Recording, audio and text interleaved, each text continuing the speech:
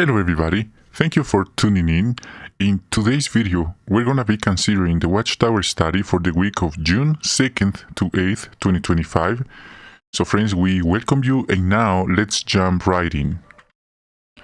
Study article number 13, Jehovah's hand is never too short. The theme text reads, Is the hand of Jehovah too short? Numbers 11:23. The focus is about trusting in Jehovah, that He'll provide for our material needs and to build on the trust that we already have. And let's see together the meaning of this expression, the hand of Jehovah.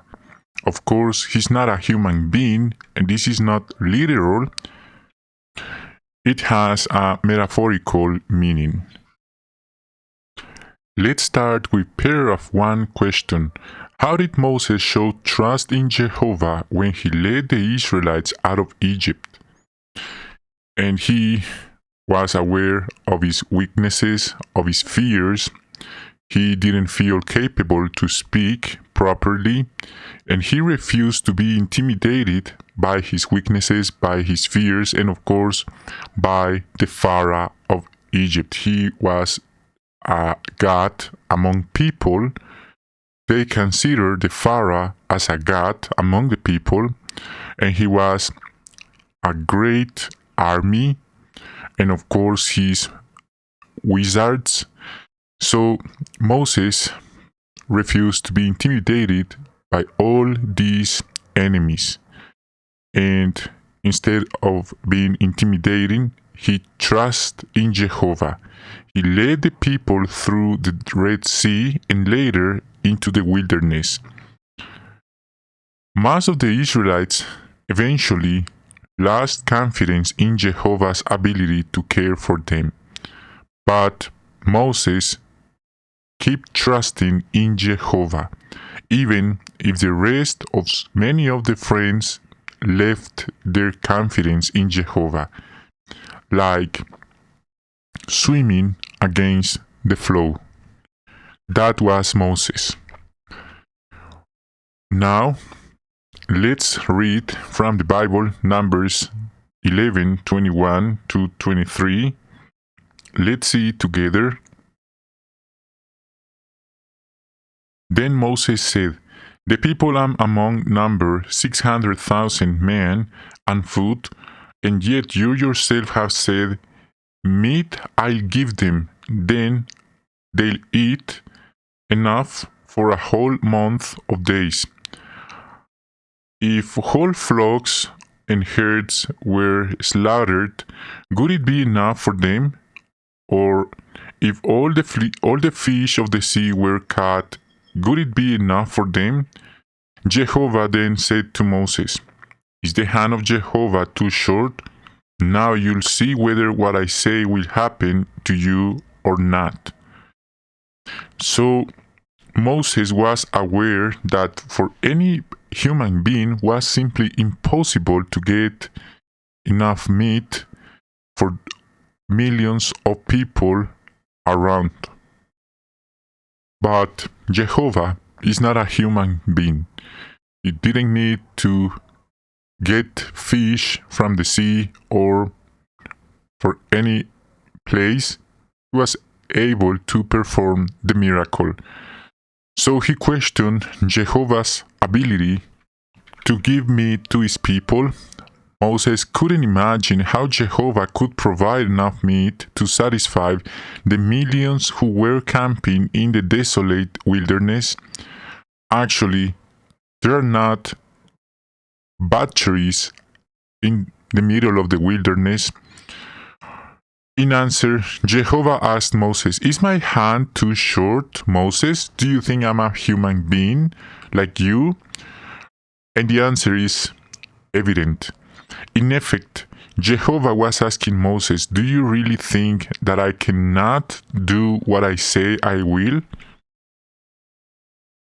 Number 3, why should the experience of Moses and the Israelites interest us? Because sometimes we wondered if Jehovah will care for our material needs or those of our family. we're living in the wilderness of this world, and it's very hard, and we have these doubts, and sometimes we understand that it's simply impossible to get some things, but not for Jehovah. We don't understand. We can figure out how, but sometimes we don't need to understand how. We just need to believe that He'll provide what we need.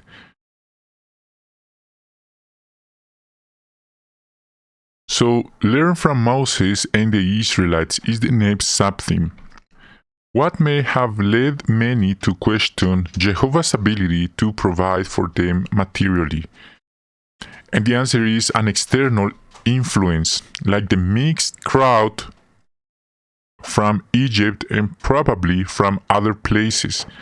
They were there like a bad influence. They were tired of eating just manna. So did many of the Israelites. Why? Because this mixed crowd started to complain, and is contagious.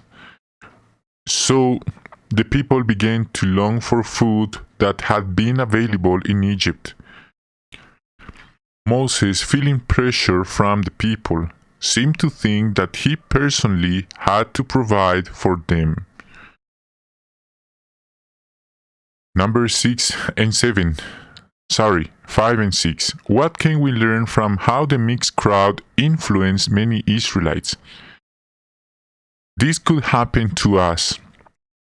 So we must be careful with our associations.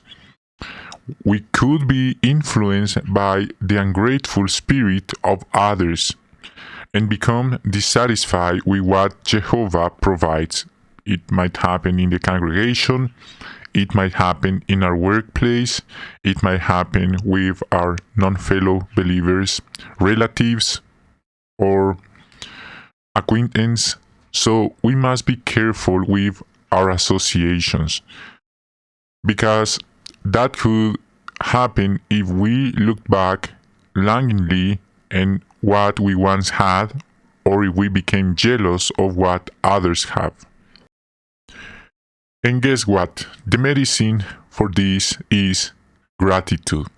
Instead of focusing on what we may not have in this system of things, we do well to reflect on what Jehovah has given us, and of course, in the new world He'll give us. Our hope, our inner peace, our friendship with Him and His Son Jesus, and of course, many other blessings that the money of this system may not buy. Number 7. Why can we be confident that Jehovah's hand is not too short? Because it's the same God. Moses God, the same one who saved the Israelites in the middle of the wilderness, the same God who saved the Israelites from the Pharaoh from Egypt, is the same God that you and I are worshiping. So He demonstrated that He was able to provide meat in abundance for the Israelites in the remote wilderness. And it's the same today. When we're under trial, we shouldn't doubt that Jehovah is with us, and His hand will reach us personally. As the Bible establishes at Psalm 138, verse 7, 6 and 7. So it's really exciting and encouraging to think about it. Even if I walk in the midst of danger, you preserve me alive. You stretch out your hand against the anger of my enemies. Your right hand will save me. Okay, now, how can we avoid making the same mistake that many of those in the wilderness made? Again, We must be careful with our associations. We need to be careful not to fall prey to greed. Whether we're rich or poor, we should make it a priority to store up treasures in heaven by building a close friendship with Jehovah and Jesus. And how we do so, it's very important that we reflect how we use our blessings, our material blessings, to bless others in our path. Very important matter. The Bible states that one day all we gonna be in front of the throne and we'll respond how we use our blessings in this system of things. Actually, we're not owned of anything in this system of things. We have nothing and we'll have nothing the day will go, just our works, just our good actions. That's something that the Bible states, the book of Apocalypse or Revelation. Just our actions will go with us. And imagine for a moment being in front of the throne and responding how did we use our blessings to make treasures in heaven, to help others in need, in our congregation, in our path, in our family. What might we respond? So we think about, when we do, we can be certain that Jehovah will provide for us. Okay, in the wilderness, what spirit did many show, and what can we learn from that event? Number 9. Of what can we be sure as to God's support? Jehovah will never abandon us. That's one of the first things we must be sure. Jehovah extends his hand to help his people today. However, this doesn't mean that we'll never experience material loss or that we'll never be hungry. Let's discuss some particular matters dealing with financial problems. Number 10. What financial problems might we have? There are some problems like political turmoil, armed conflicts, natural disasters, new disease, might lead to unexpected expenses or the loss of our job, our possessions, our home. It might happen, and that's not something you expect the next day. We may have to find new work in our current location or consider moving our family to another area in our country or even in a different country in order to provide for them. It's a big challenge. Let's read now Luke 12:29 to 31. And we read, "So stop seeking what you'll eat and what you'll drink, and stop being in anxious suspense, for all these are the things the nations of the world are eagerly pursuing. But your Father knows you need these things. Instead, keep seeking his kingdom, and these things will be added to you."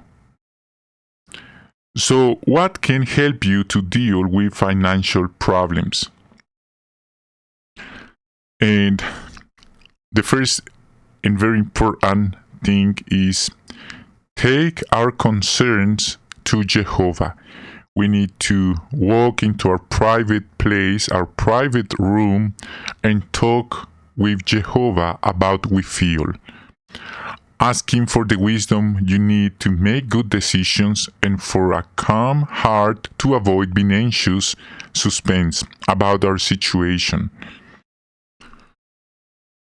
Another advice reads, petition Jehovah to help you cultivate contentment with life's necessities. For we have brought nothing into the world, and neither can we carry anything out. So having food and clothing will be content with these things. 1 Timothy 6, 7, and 8. So another advice is do our research in our publications and with our brothers and sisters about how to deal with these matters. Number 12. What questions can help a Christian to make the best decision for his family? Okay, as we've been considering, some of brothers, even sisters, they're considering to go to another location, to another place to get a job with a better salary. And it's a very attractive offer. It's not the same for a single one versus a family head.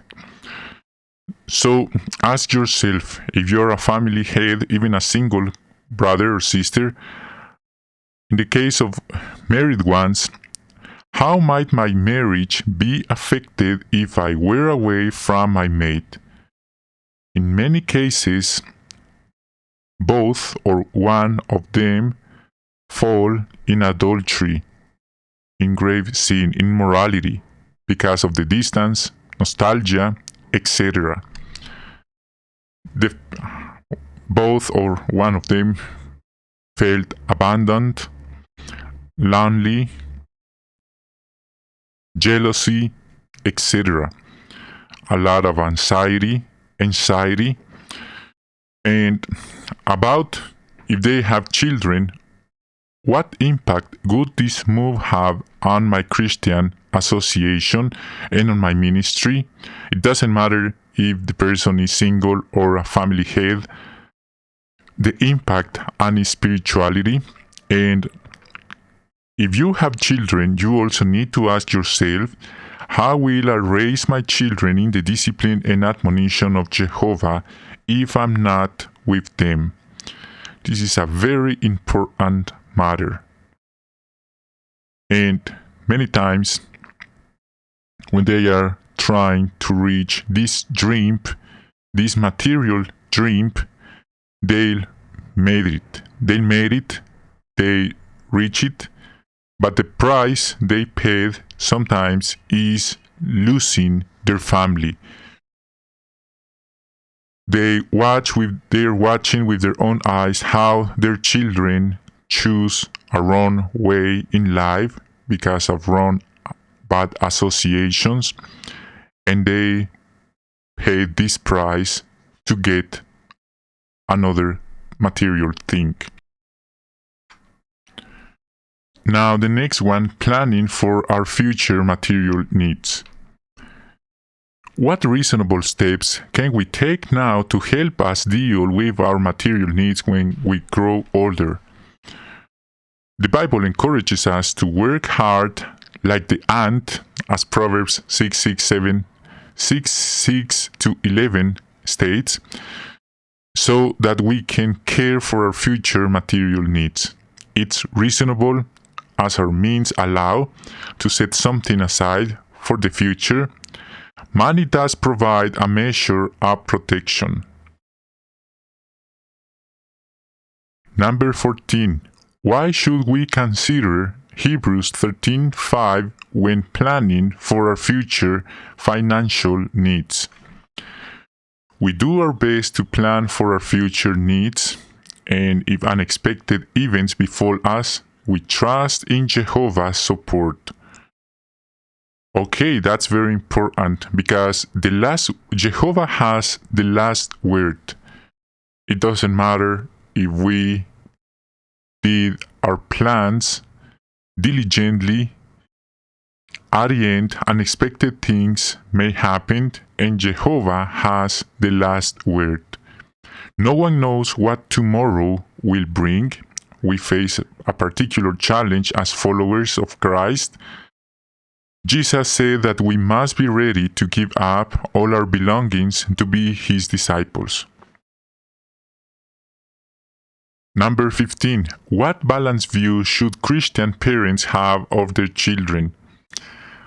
Believe or not, in some cultures, couples primarily have a family so that the children can provide financial support to the parents when they grow old. It's like a saving, a bank saving, a retirement plan. In a sense, these couples view their children as a retirement plan. So that's not biblical. And the Bible says that parents should care for the needs of their children. That makes sense and that's reasonable. However, this doesn't mean that if in the future parents may need to receive practical help as they grow old, their children will reject them. Of course, that's not biblical. One of the 10 words or commandments is honor mom and dad. Honor your mother and father. That's biblical, and that includes that the children should help their parents when they grow old. Not because they're compelling their children to help them or manipulating. Of course, that's not the reason. The main reason is because they understand their position before Jehovah. They understand this is a biblical commandment and is a reciprocal behavior. Okay, however, if you take a look around, you'll notice that many children, they left their parents, their older parents, in need. And many children, they don't really care what's going on with their parents. That's not okay. There are some brothers, they are serving in certain assignments, and their parents are doing okay. And now their delight is observing their children serving in certain privileges or assignments. And if eventually their older parents need some help, their children they're able to leave their assignment to care for their parents. So that's beautiful. Number 16. Let's read now Ephesians 4:28. And this is paragraph 16. Let's read it together. Ephesians 4:28. Let one who steals steal no more. Rather, let him do hard work, doing good work with his hands, so that he may have something to share with someone in need. So the question, how can parents prepare their children to support themselves financially? Instead of giving a fish to eat, some parents are training their children to fish. That's powerful. By their own example, they teach their children to trust in Jehovah and learning to get things by their own. Instead of putting their hand to receive, some parents are training their children to use their hands to get what they need. And that's a powerful lesson. They're training them for the race of the life. From the time they are young, show them the value of hard work. Because mom and dad, they won't be forever in this system, and they're training their children to do so. As they grow, help them to do their best at school. Christian parents do well to research and apply Bible principles to help their children decide how to use education wisely. 17. Of what can we be certain? No matter what happens, though, let us be determined to trust that Jehovah will use His power, His hand, to provide for us materially. We can be certain that His mighty hand and His outstretched arm will never be too short to reach us.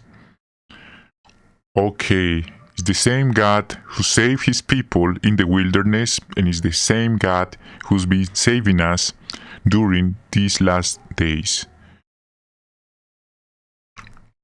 Now, how would you answer? What lessons can we learn from the experience of Moses and the Israelites?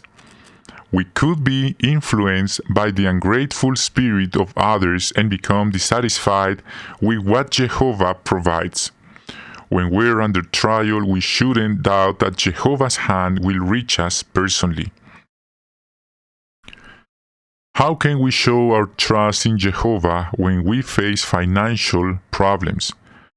Our primary and effective step is to take your concerns to Jehovah. Ask Him for the wisdom you need to make good decisions and for a calm heart to avoid being anxious, suspense about your situation. Petition Him to help you cultivate contentment with life's necessities.